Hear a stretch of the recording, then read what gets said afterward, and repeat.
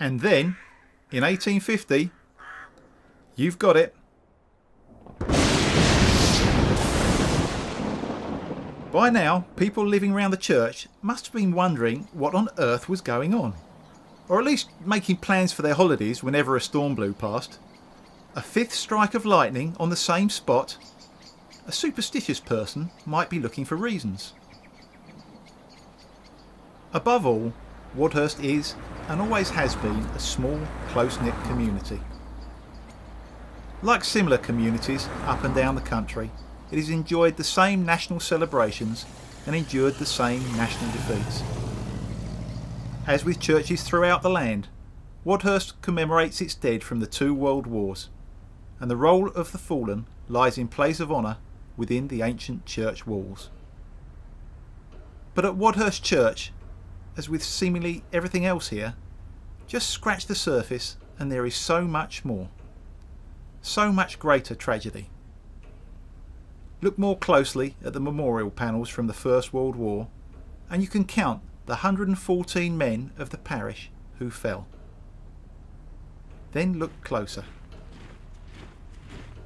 The young men of Wadhurst signed up to join the 5th Royal Sussex, a regiment recruited from across the county. A Company was commanded by Captain Eric Fazan. His brother Roy was an officer in B Company. On February the 19th, having completed training, the battalion, including the local volunteers, all disembarked for France. For 3 months they found themselves held back as reserves. Then, on May the 8th, they moved to the front lines, preparing for the next day when they would leave the trenches as the attacking troops in the battle for All Bears Ridge. All Bears Ridge, a follow-up to the Battle of Neuve-Chapelle, a sideshow of the battle for Ypres. That single Sunday of May the 9th was to become one of the bleakest days in the history of Wadhurst.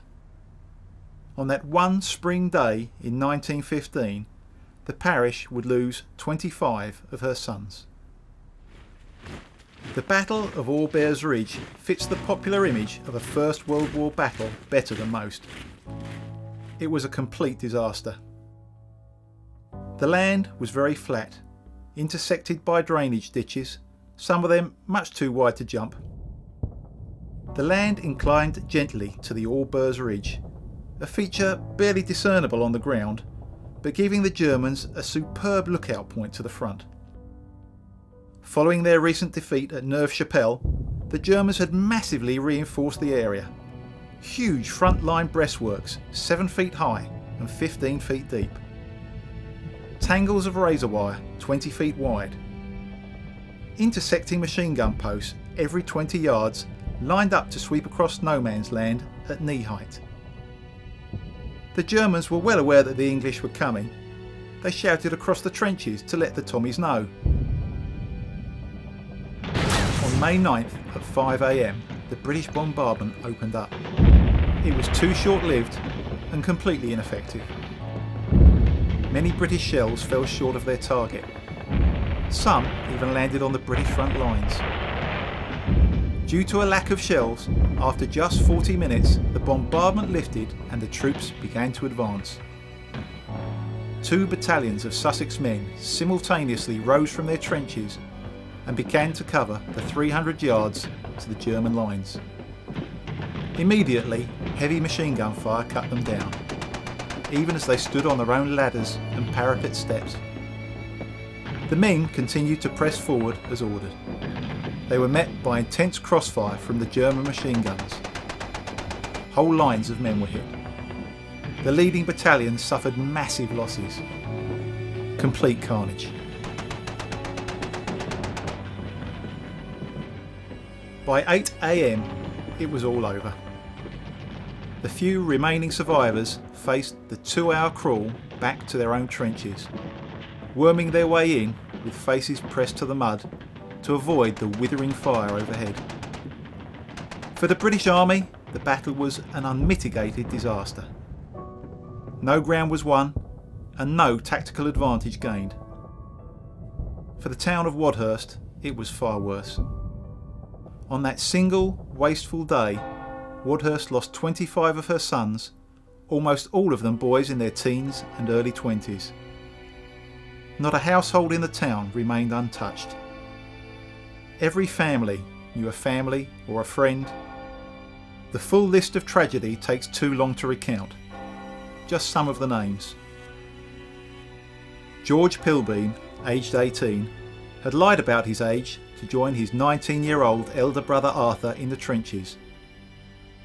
Sons of the local blacksmith, they died together at Allburs Ridge. Roy Fazan, 2nd Lieutenant of B Company, brother of Company Captain Eric, studying medicine at Middlesex Hospital, aged 23, lost in the mud. The list rolls on. Albert Hawkins, aged 20, and his older brother William, 23.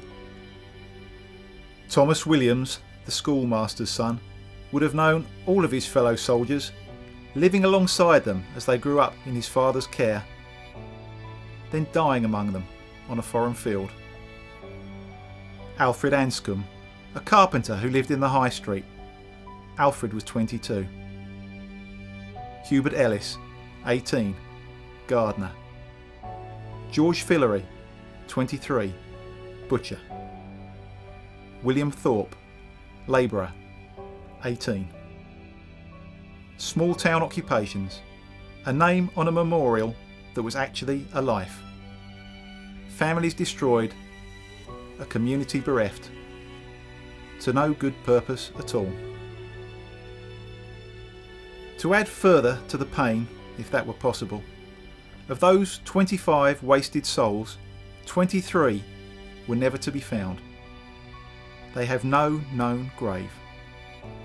Only Albert Freeland made it back to Wadhurst Church.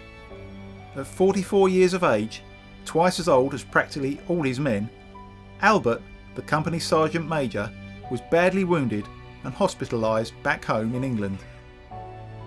He died of septicemia 9 days later. Those must have been 9 dreadful days.